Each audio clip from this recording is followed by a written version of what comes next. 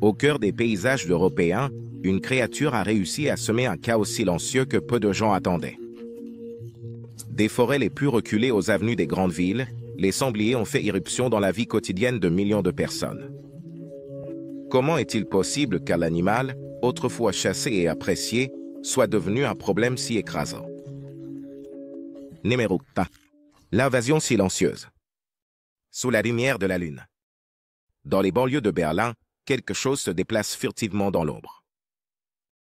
Ce n'est pas un criminel ni une force mystérieuse, mais une légion de sangliers qui a trouvé son chemin vers les zones urbaines. Ce qui était autrefois un problème réservé aux zones rurales envahit désormais les rues des grandes villes européennes, laissant les habitants en alerte. Ces animaux, au corps robuste et aux crocs intimidants, sont devenus des maîtres de la survie urbaine. Imaginez-vous marcher dans une rue calme et voir soudain un groupe de ces sangliers errer comme s'ils étaient chez eux. Sa présence, bien qu'inattendue, n'est pas accidentelle. Ils ont appris à se déplacer avec agilité entre les voitures et à fouiller dans les poubelles, à la recherche de restes qui leur serviront de nourriture. Pour les voisins, c'est un spectacle qui mêle surprise et peur.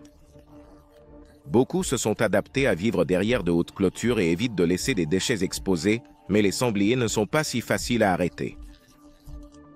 La croissance de sa population et son adaptation à ces environnements ont généré des scènes qui semblent tirées d'un film post-apocalyptique. Il n'est pas rare de voir des groupes d'entre eux s'introduire dans des terrains de jeu ou traîner autour de restaurants en plein air, laissant derrière eux un sillage de chaos. Leur capacité à semer le désordre dans les zones urbaines va bien au-delà de fouiller dans les poubelles. Ils sont responsables de multiples accidents de la circulation en traversant les rues de manière inattendue et en entrant en collision avec des véhicules. Rien qu'en Allemagne, des milliers de ces incidents sont signalés chaque année, un fait qui met non seulement en danger les conducteurs, mais aussi les sangliers eux-mêmes. Cependant, ce qui est le plus curieux dans ce phénomène, c'est la façon dont les sangliers semblent perdre leur peur des humains. Dans des villes comme Barcelone, leur présence n'est plus un événement isolé, mais fait désormais partie du paysage urbain. Alors que certaines personnes trouvent leur présence fascinante, d'autres vivent dans la peur constante de se retrouver face à face avec ces intrus pas si bienvenus. Et bien que cela puisse sembler incroyable, l'invasion de sangliers ne se limite pas à une seule ville ou un seul pays. De Berlin à Rome en passant par Varsovie, ces animaux ont prouvé qu'ils peuvent faire de n'importe quel environnement leur foyer. Ce rebondissement inattendu dans l'histoire des sangliers révèle une facette surprenante de ces animaux. Leur incroyable capacité d'adaptation et leur instinct de survie les ont amenés à conquérir des territoires qui semblaient auparavant hors de portée. Sans prédateurs naturels dans les villes. Et avec l'abondance de nourriture disponible sous forme de restes humains, ces animaux ont trouvé un moyen de prospérer. Ainsi, l'invasion silencieuse des sangliers en Europe se poursuit, défiant les attentes et soulevant de nouvelles questions sur la manière de gérer la cohabitation entre humains et faune sauvage. Numéro 2. Le secret radioactif. C'est un après-midi tranquille dans un laboratoire du sud de l'Allemagne. Un groupe de scientifiques est sur le point de découvrir quelque chose qui changera à jamais notre perception des sangliers. La recherche a commencé de manière simple. Examiner la viande de ces animaux, qui sont régulièrement chassés dans la région. Cependant, ce qu'ils ont trouvé était inquiétant. La viande contenait des niveaux élevés de radiation. Mais voici le retournement. Ce n'est pas seulement Tchernobyl qui est à l'origine de cette radioactivité. La radiation présente chez les sangliers de cette région. C'est le résultat non seulement du désastre de 1986, mais aussi des essais nucléaires réalisés au milieu du XXe siècle. Les particules radioactives restées dans le sol se sont accumulées dans l'alimentation des sangliers, qui, curieusement, ont un faible pour les truffes. Ces champignons souterrains, prisés par les gourmets, s'avèrent être de petits dépôts de radioactivité, et les sangliers en sont les plus grands consommateurs. En les consommant, ils ont accumulé des niveaux alarmants de radiation dans leur corps. La découverte n'était pas seulement surprenante, mais aussi alarmante. Les niveaux de radiation détectés dans la viande de sanglier étaient si élevés qu'ils représentaient un risque réel pour la santé humaine. Bien que la radiation en Europe ait diminué depuis Tchernobyl, les sangliers continuent d'absorber cette contamination à travers leur régime alimentaire, ce qui en fait une source de viande dangereuse pour la consommation. cette découverte soulève une question intéressante. Alors, pourquoi ces sangliers ne sont-ils pas consommés en masse pour contrôler leur population? La réponse est claire. Manger de la viande de sanglier dans ces zones est risqué. Bien qu'ils soient chassés et qu'on ait essayé de réduire leur nombre, la menace radioactive reste un problème. Cela a créé un dilemme fascinant. Les sangliers sont une plaie croissante en Europe, mais leur viande ne peut pas être exploitée en raison des risques liés à sa consommation. Ainsi, le secret radioactif est un problème. L'actif que ces animaux abritent continue d'être une barrière pour résoudre l'un des plus grands problèmes auxquels le continent est confronté. Chaque fois qu'un chasseur sort dans la nature, il le fait en sachant que ce qu'il pourrait chasser pourrait ne pas être comestible. Et pendant ce temps, les sangliers continuent de proliférer, défiant les humains avec une énigme qui semble ne pas avoir de solution simple. Numéro 3. Le chaos sur les routes. Il est 7 heures du matin sur une autoroute italienne. Les conducteurs, à peine réveillés, se dirigent vers leur travail ou s'apprêtent à faire leurs activités quotidiennes. Le trafic circule normalement jusqu'à ce qu'un sanglier apparaisse soudainement sur la route. Le freinage brusque d'une voiture ne suffit pas à éviter l'impact. En l'espace de quelques secondes, ce qui semblait être un trajet tranquille se transforme en un accident de la route. Ce n'est pas un incident isolé. Rien qu'en Italie, les sangliers sont responsables de plus de 10 000 accidents de la route chaque année. Sur les routes italiennes, surtout dans les zones rurales, les conducteurs ont appris à rester constamment en alerte. Les panneaux qui avertissent de la possible présence d'animaux sur la route sont devenus courants. Mais malgré tout, il n'est pas toujours possible d'éviter ces collisions. Un sanglier adulte.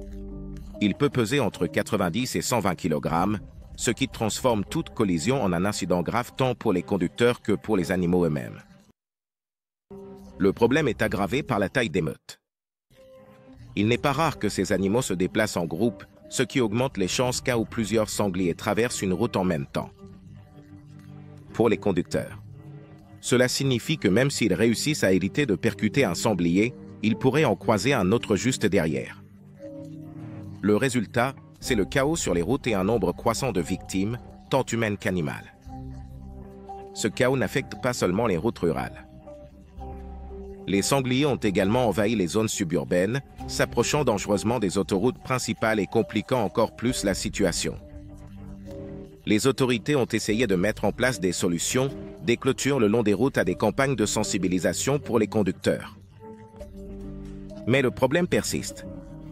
Les sangliers sont des experts pour trouver des moyens de franchir les barrières, que ce soit en sautant, en creusant, ou simplement en se frayant un chemin avec leur force brute. Numéro 4.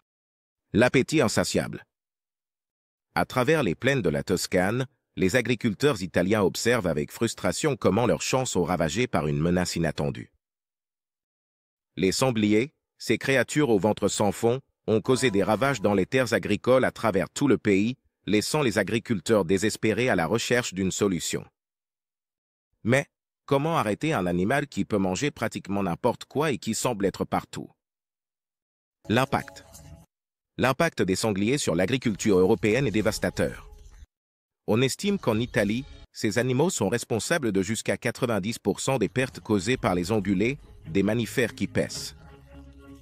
À mesure que la population de sangliers continue de croître, les dégâts qu'ils causent augmentent également. Leurs régimes alimentaires ne font pas de discrimination. Ils se nourrissent de cultures de maïs et de pommes de terre jusqu'à des vignes entières et des fruits.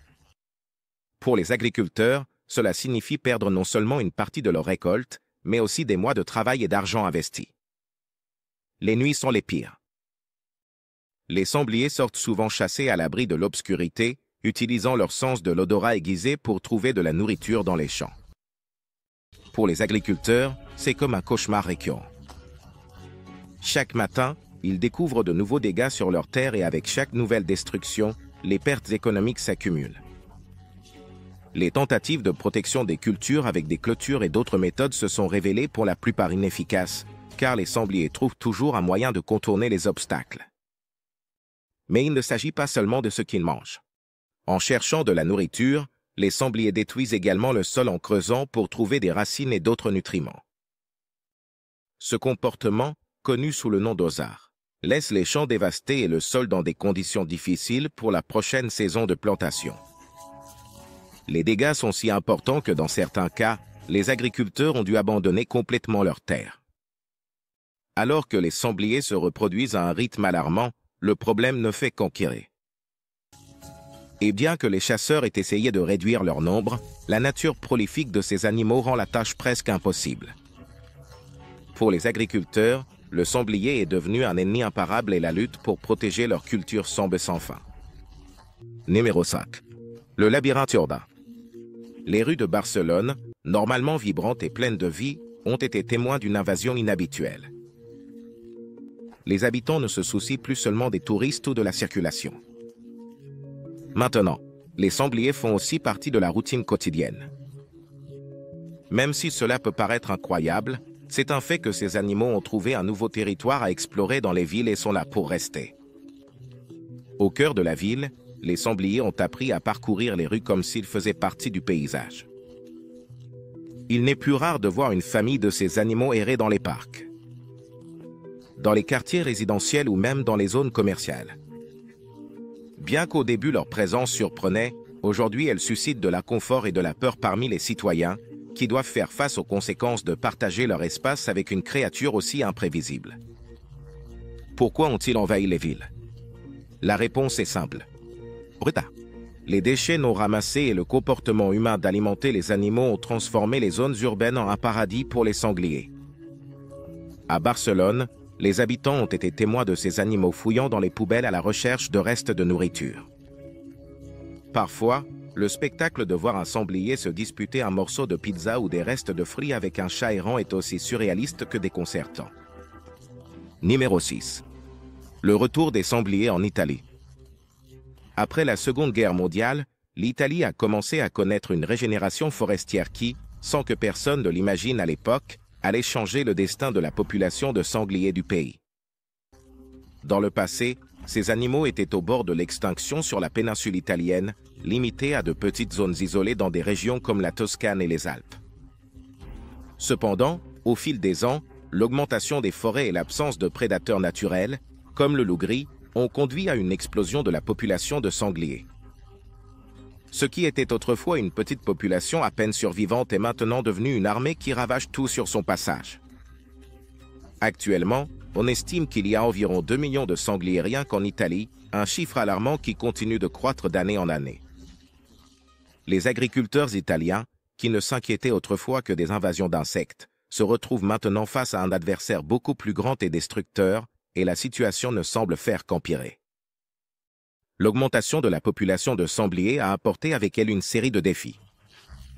Les villes, qui étaient autrefois considérées comme sûres pour ces animaux, doivent maintenant faire face à leur présence dans les parcs et les zones résidentielles. Mais l'impact le plus fort se fait sentir à la campagne, où les sangliers ont ravagé des cultures et des terres de pâturage. Les dégâts économiques sont dévastateurs. On estime que les sangliers causent plus de 20 millions d'euros de pertes agricoles chaque année, laissant de nombreux agriculteurs au bord du désespoir. La croissance de la population de sangliers en Italie ne montre aucun signe de ralentissement. Leur capacité à s'adapter à différents environnements, des forêts aux zones urbaines, leur a permis de prospérer comme peu d'animaux peuvent le faire. Les tentatives de contrôle de leur nombre par la chasse ont échoué et les méthodes de protection traditionnelles, comme les clôtures, se sont révélées insuffisantes face à la ruse de ces animaux. Dans les régions rurales d'Italie, la peur des sangliers est palpable. Les histoires d'agriculteurs qui ont perdu leur récolte en une seule nuit ou d'automobilistes victimes d'accidents après avoir croisé un sanglier sur la route sont de plus en plus courantes. Et bien que le gouvernement ait mis en place des mesures pour tenter de freiner leur expansion, les sangliers restent une force imparable dans le paysage italien. Ce retour des sangliers en Italie rappelle comment la nature peut s'adapter et prospérer, même dans les endroits les plus inattendus. Ce qui était autrefois une espèce en voie de disparition est réapparu avec une force écrasante, mettant au défi non seulement les humains mais aussi les solutions traditionnelles de gestion de la faune. Pour les Italiens, les sangliers sont devenus une présence omniprésente, un rappel constant. que la nature trouve toujours un moyen de revendiquer son espace. Numéro 7. Le mystère de la graisse bleue. En 2015, une série d'images publiées sur Reddit a attiré l'attention du public et déclenché une vague de théories sur les réseaux sociaux. Les photos montraient une découverte étrange et alarmante, le cadavre d'un sanglier avec une caractéristique que personne n'attendait. Sa graisse, au lieu d'être blanche ou jaunâtre comme d'habitude, avait une teinte bleue intense. Ce phénomène étrange, bien que choquant au premier abord, a soulevé de nombreuses questions sur sa cause et les implications possibles pour les humains. La nouvelle s'est répandue rapidement et tant les scientifiques que les citoyens ordinaires ont commencé à spéculer sur l'origine de cette graisse bleue. Certains ont théorisé que le sanglier aurait pu être exposé à une sorte de contamination industrielle, tandis que d'autres ont suggéré que peut-être l'animal avait ingéré un produit chimique toxique. Cependant, l'explication la plus acceptée était que le sanglier avait consommé de la graisse pour empoisonner, un type de poison qui contient souvent un colorant bleu pour éviter que d'autres animaux ne l'ingèrent accidentellement. Le poison pourra être utilisé dans de nombreuses zones rurales et urbaines comme mesure pour contrôler les nuisibles et est conçu pour affecter principalement les rongeurs. Cependant, dans ce cas, il semble que le sanglier ait ingéré une dose de ce poison. Bien que la quantité n'ait pas été suffisante pour le tuer, elle était assez élevée pour altérer la couleur de sa graisse. Cette hypothèse a été confirmée lorsque, après avoir effectué des analyses de laboratoire, des traces du produit chimique ont été trouvées dans le système du sanglier. Mais l'histoire ne s'arrête pas là. Même si le poison Ara avait changé la couleur de la graisse de l'animal, les scientifiques doutaient encore de l'impact que cela pouvait avoir sur la viande. Était-il sûr de manger un sanglier qui avait été exposé à ce type de toxine? Bien que le poison n'ait pas été mortel pour le sanglier, l'idée que ces animaux pouvaient consommer des produits chimiques conçus pour tuer d'autres espèces a suscité des inquiétudes parmi les chasseurs et les consommateurs de viande de sanglier. Numéro 8.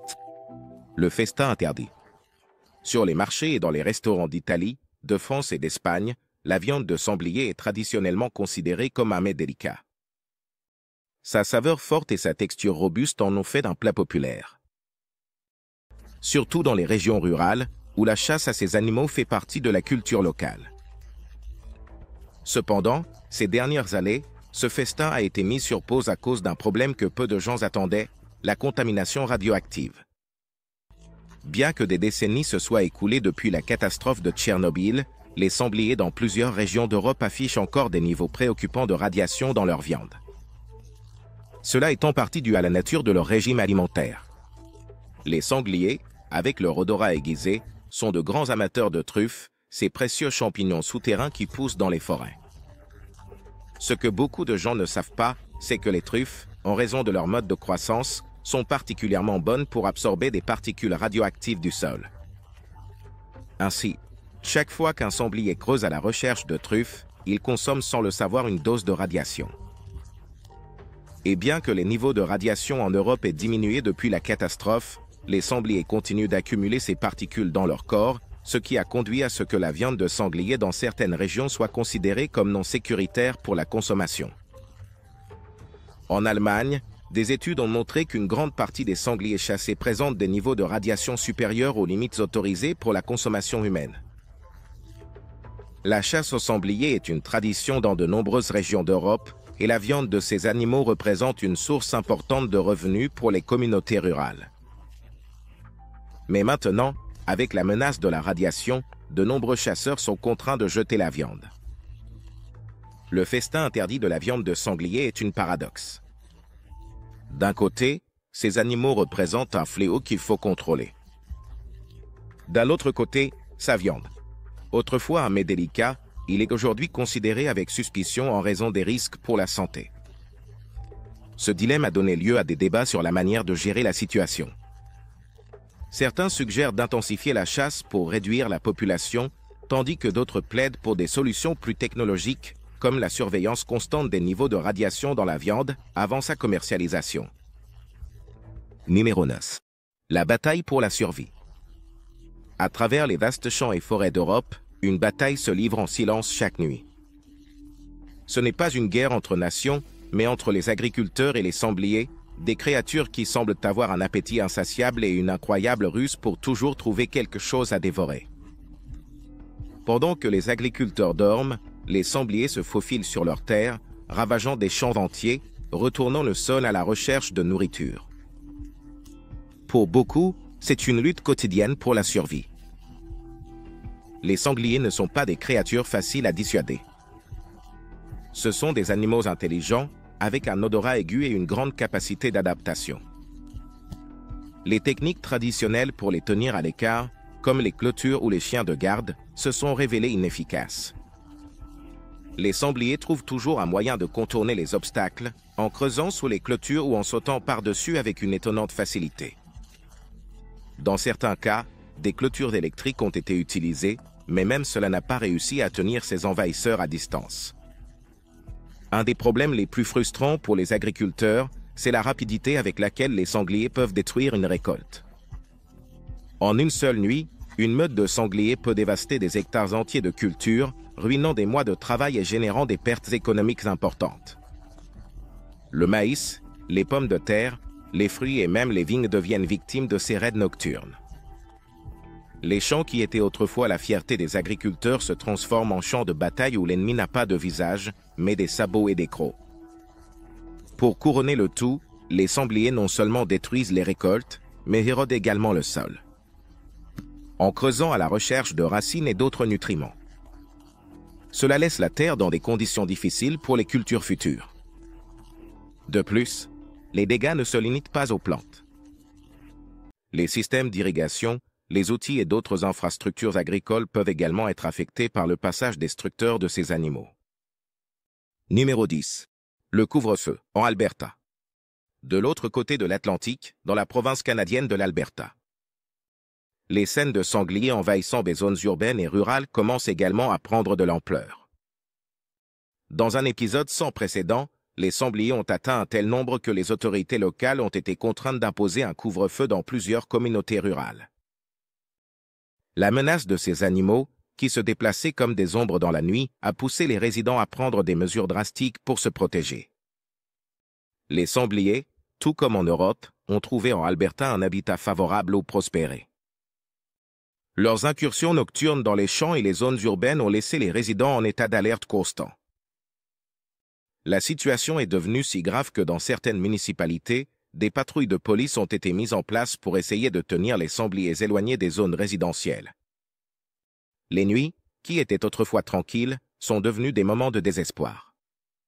Cela est devenu des moments de tension, avec des familles enfermées chez elles pendant que les sangliers rôdaient dans les rues. Mais, comment ces animaux sont-ils arrivés ici? Les archives historiques indiquent que les sangliers ont été introduits en Alberta il y a plusieurs décennies dans le cadre d'une tentative ratée de promouvoir la chasse sportive. Cependant, ces animaux se sont révélés beaucoup plus résilients et adaptables que prévu.